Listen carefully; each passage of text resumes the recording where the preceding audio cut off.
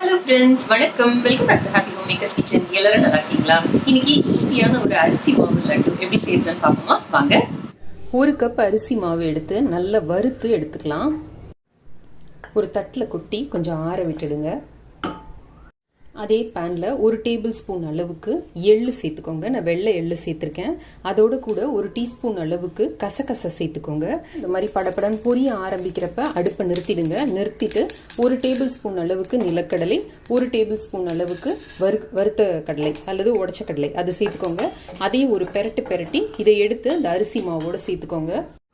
அதே பேனை திரும்ப சூடு பண்ணி அதில் ஒரே ஒரு டீஸ்பூன் அளவுக்கு நெய் சேர்த்துக்கோங்க. இது வீட்லேயே செய்த நெய். அதுக்கான ரெசிபி லிங்க் நான் உங்களுக்கு டிஸ்கிரிப்ஷன் பாக்ஸில் கொடுக்குறேன். நெய் நல்லா கரைஞ்ச உடனே அதில் 3/4 கப் அளவுக்கு பொடித்த வெல்லமோ இல்லை நாட்டு சர்க்கரையோ ஆட் பண்ணிக்கோங்க. இதை லேசாக கலந்து விட்டுட்டு இதில் ஒரு 1/4 கப் அளவுக்கு தண்ணி விட்டுக்கோங்க. இது நமக்கு வெல்லம் பதம்லாம் எதுவும் வர வேண்டாம். ஜஸ்ட் இப்படி கையில் பிச்சுக்குன்னு இருந்ததுன்னா போதும். இப்போ நம்மளோட இந்த அரிசி மாவு இந்த வறுத்து வச்சுருக்கிற கலவையில் இதை மெதுவாக வடிகட்டி ஆட் பண்ணிக்கோங்க. எல்லாத்துலேயும் ஒட்டு மொத்தமாக வடிகட்டி ஆட் பண்ணாமல் கொஞ்சம் கொஞ்சமாக ஆட் பண்ணுங்கள். சூடாக இருக்கும் அப்படிங்கிறதுனால கை வச்சு கிளறாமல் இந்த மாதிரி ஒரு கரண்டி வச்சு கிளறுங்க. ஸ்கூல் விட்டு வர குழந்தைங்களுக்கு ரொம்ப நிமிஷமாக செஞ்சு கொடுத்துடலாம். இது மாதிரி நீங்கள் செஞ்சு வச்சுக்கிட்டீங்க அப்படின்னாலும் கிட்டத்தட்ட ஒரு மாதம் வரைக்கும் இது நல்லாயிருக்கும். ஒரு ஏர்டைட் டப்பாவில் மாத்திரம் நீங்கள் போட்டு வச்சுக்கிட்டிங்கன்னா போதும். கொஞ்சம் சூடு ஆறுற வரைக்கும் கரண்டியில் கலந்து கொடுங்க. அதுக்கப்புறம் நம்ம கையில் கலக்க ஆரம்பிச்சிடலாம். அரிசி மாவு எல்லார் வீட்லேயும் இருக்கிற பொருள் தான். ஸோ நமக்கு எப்போயாவது ஸ்வீட் சாப்பிடணும் போல் இருந்தது அப்படின்னா கூட நம்ம இதை டக்குன்னு செஞ்சு சாப்பிட்றலாம். எல்லாமே வீட்டில் இருக்கிற பொருட்கள் தான். இந்த மாதிரி நல்லா கலந்துக்கோங்க.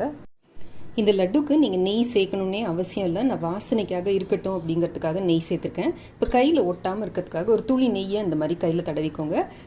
தடவிட்டு நமக்கு எந்த அளவுக்கு உருண்டைகள் வேணுமோ அந்த அளவுக்கு எடுத்து உருட்ட வேண்டியது தான்.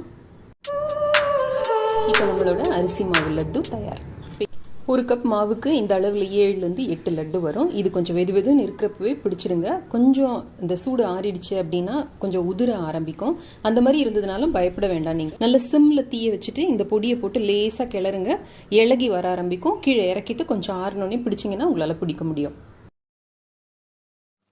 இந்த ரெசிபி உங்களுக்கு ரொம்ப பிடிச்சிருக்கும்னு நினைக்கிறேன். அவசியம் இதை ட்ரை செய்து பாருங்க. ட்ரை செய்து பார்த்து எனக்கு உங்களோட கமெண்ட்ஸையும் ஃபீட்பேக்கையும் கீழே இருக்கிற கமெண்ட் செக்ஷன்ல எழுதி அனுப்புங்க. இந்த வீடியோ பிடிச்சிருந்ததுன்னா லைக் பண்ணுங்க. நம்ம சேனலுக்கு சப்ஸ்கிரைப் பண்ணி ஹாப்பி ஹோம் மேக்கர் குடும்பத்தில் ஒரு அங்கத்தினராக சேர்ந்துருங்க. இணைந்திருங்கள். ஹாப்பி ஹோம் மேக்கருடன் என்னாலும். நன்றி, வணக்கம்.